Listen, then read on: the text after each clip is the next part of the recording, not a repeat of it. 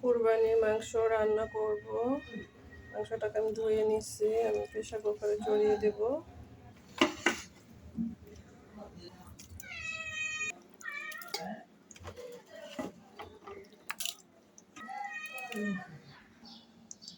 আমি মাংসটা মাখিয়ে বসাবো। আমি দিলাম হলুদের গুঁড়ো,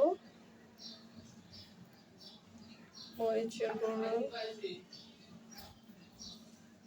স্বাদ মতো লবণ দিয়ে দিলাম, জিরার গুঁড়ো।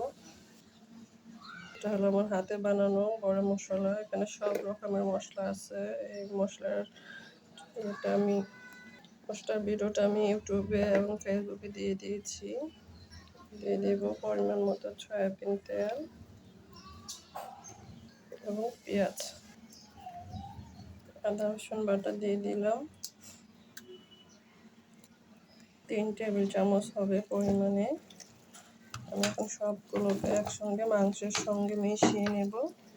মাংসটা মাখানো হয়ে গেছে, আমি চুলায় বসিয়ে দিলাম। মাংসটা বলক চলে আসছে। কুরবানির মাংসতে বেশি পানি দিতে হয় না, এমনি সিদ্ধ হয়ে যায় আল্লাহর রহমত।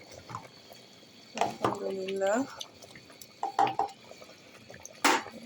মাংসটা কমপ্লিট হয়েছে রান্না, এখন আমি নামিয়ে নেব।